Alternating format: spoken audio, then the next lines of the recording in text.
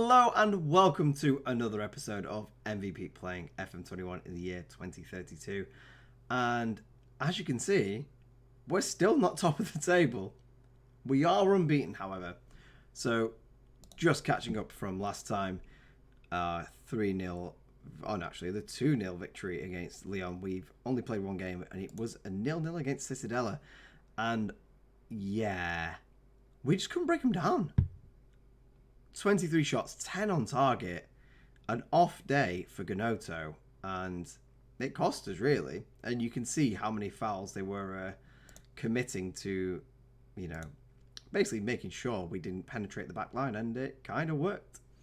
So they got a point out of us, and it's cost us the lead in the league. However, we're against Roma today, and as long as Lazio don't win and we beat Roma, we go top. So it's actually quite an important game. In this episode, we will be playing Roma, and we are going to skip ahead and play Inter as well. Decided not to show any more of the group stage of the Champions League because it's kind of done with. I mean, 9 points from 3 games, Lyon on 3, and 6, and then Valencia on 3. So I just don't see us not topping this group.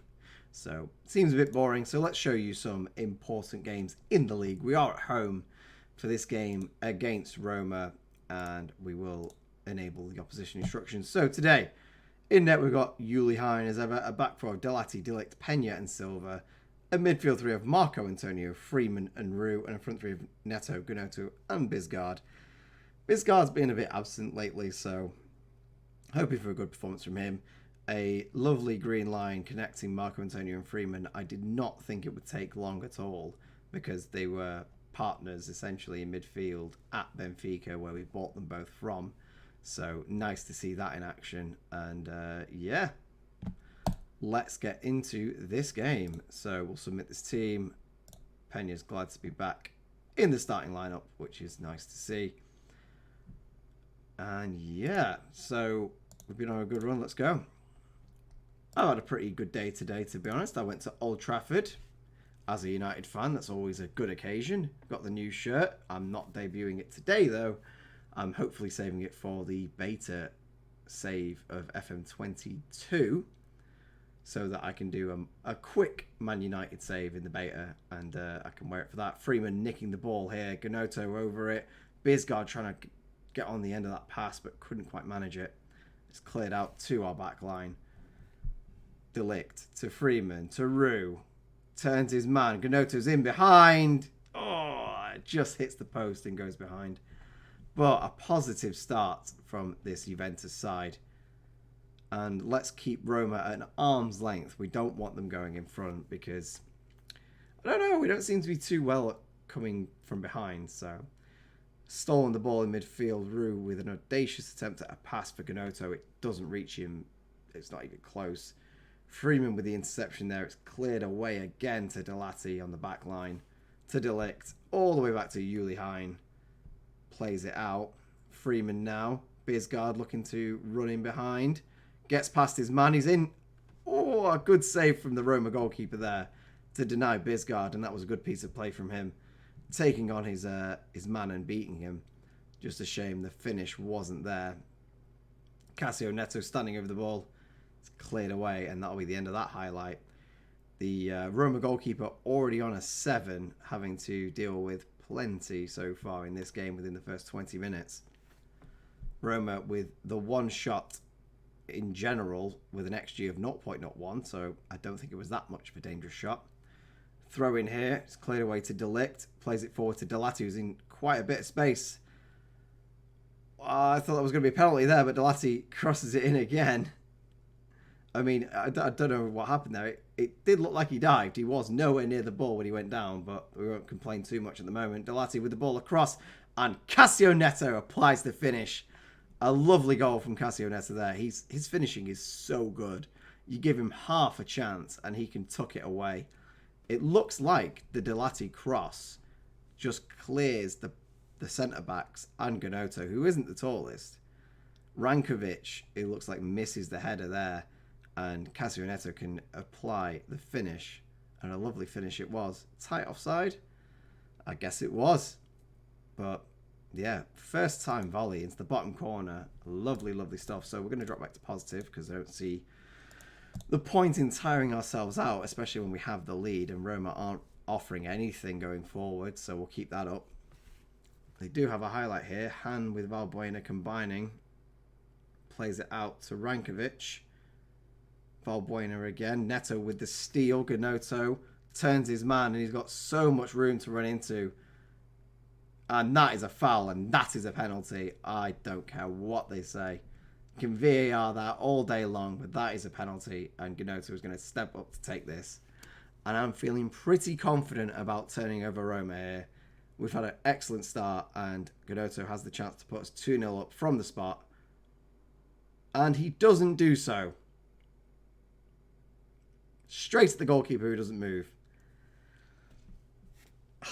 I hope that doesn't come back to bite us because that would be awkward. We have got the chance here, it seems. Silva crossing the ball across for Neto. Roux with acres of space. Julian Roux. My man.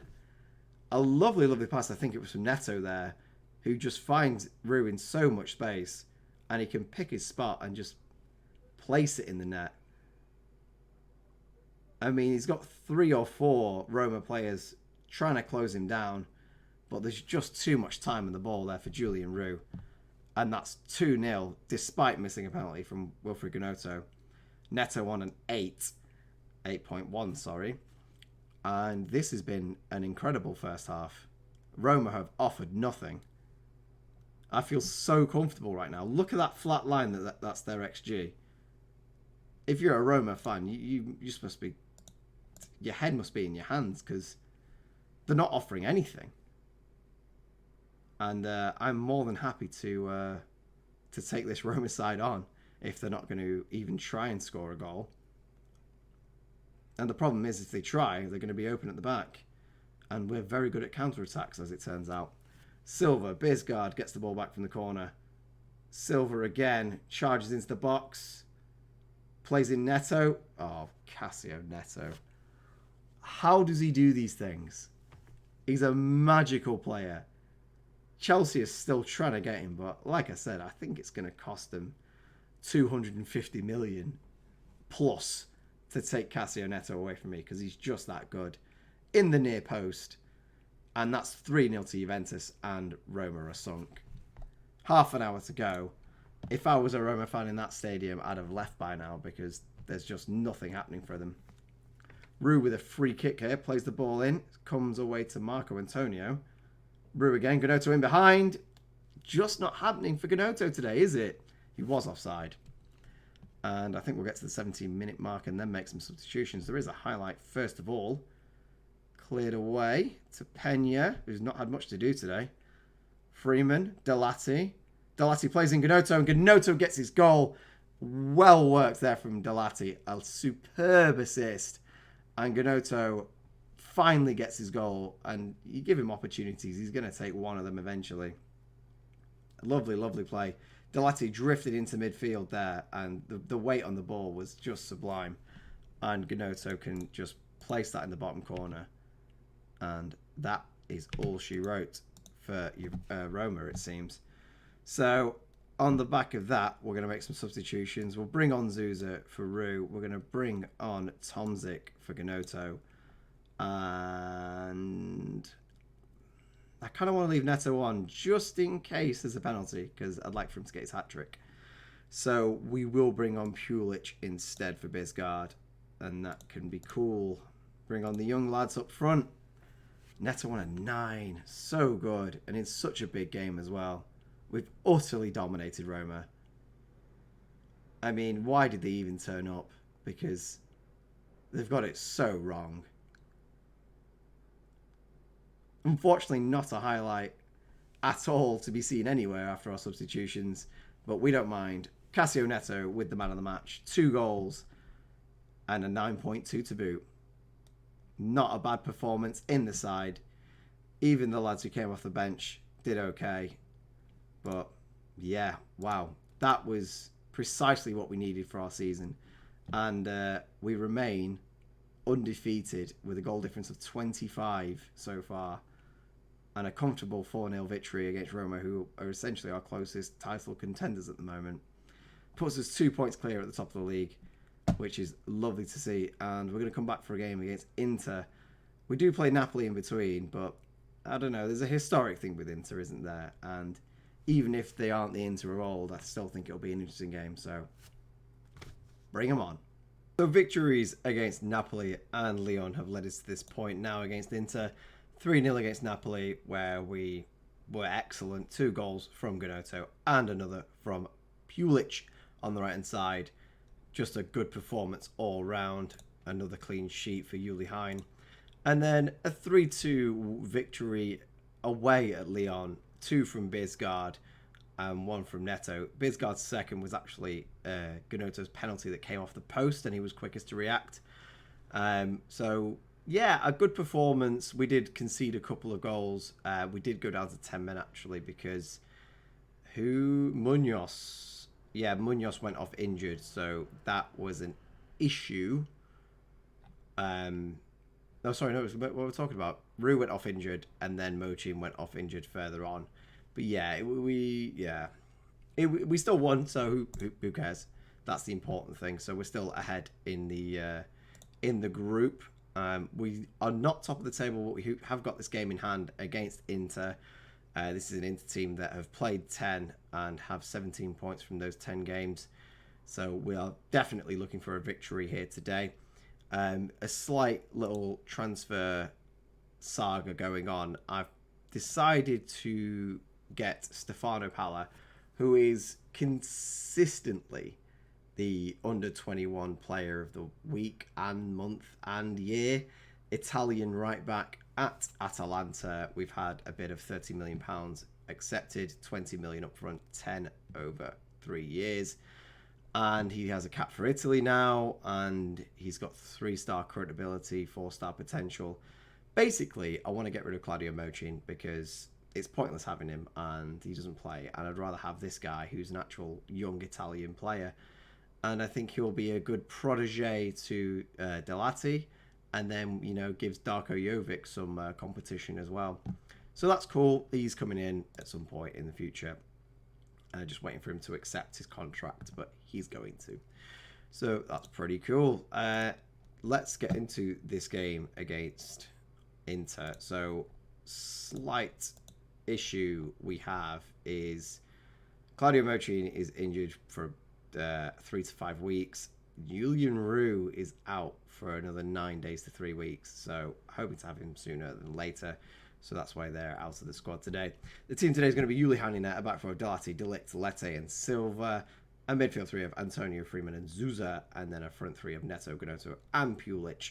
Starting Pulic despite Bisgard's 2 goals last time out, because I like him.